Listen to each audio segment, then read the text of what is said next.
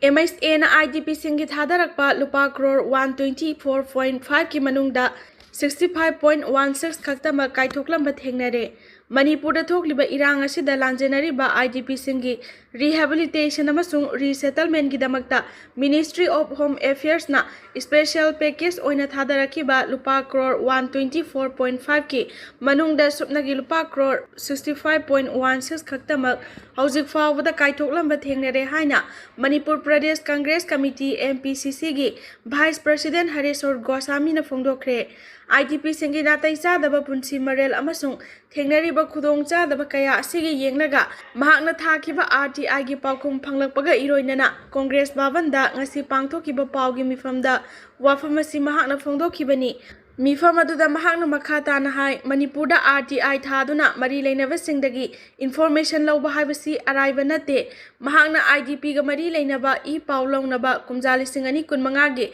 September thadagi hauna mari leinaba singda RTI Thaduna lakpani adubu tangka kayada matik saba information phangba ngamdaba yawki adubu laibak fabadi ngasi State Information Commission gi maikaidagi IDP ga mari leinaba I paw khara pirakhibani RTI gi paukhumda yawriba IDP singi information singi matangda palladuna mahakna makha tana hai RTI gi khuthangda phangba report ki matung ina state asida hawkiba March 13 fawada IDP lising yakhaini panga sani panga marfu mathoi lei loinana hawkiba March 10 fawada state asida relief camp chamaga humdraga mari leibaga loinana prefabricated house lising ahum sakhre irang asina maram oiraga laikhidraba mioi chaniga taraga tareta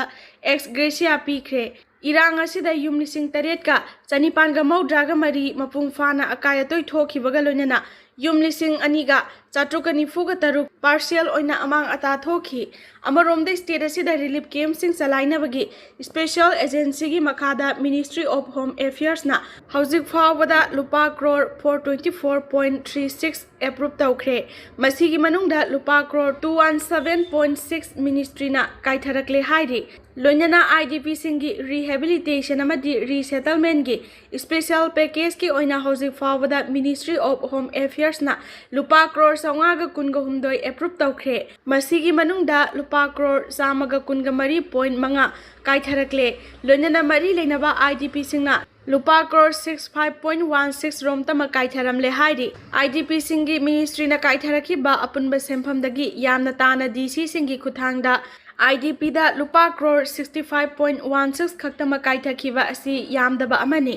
IDP singna thengnariba awaba sing asi yengduna IDP singi phangpham thokpa sing athubada lengakna phanganbiu haina mahangna makha takhi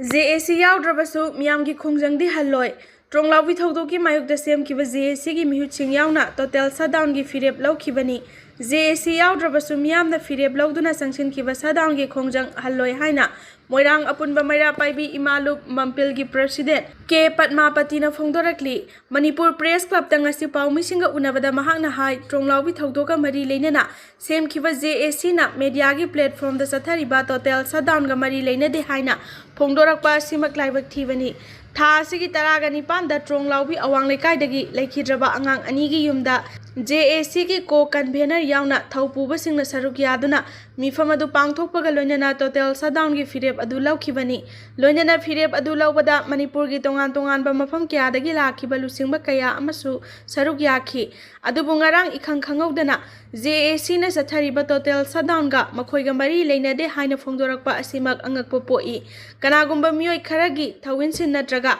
political gi oiba khut changsilaknabra haibagi chingnadaba ngamde chathariba total shutdown asi Manipur miyam amadi victim family gi amata oiba Khongjang ni JAC hairabadi mioi kharagi senjau tongnaba thawong chathadabana phagani miyam gi kholaw matung ina JAC ama oibagi firep lawbana chumgani khali JAC Yaodrabasu miyamna firep lawduna changsiliba shutdown gi Khongjang asi handokpa leiroi adum oinamak lamdam asigi yamna maru oiba numit ama oiriba tha asigi kulhumdoida pangthokadariba Khongjom de gi thoramda saruk yagadariba singi oinadi shutdown asi konsiloi haiki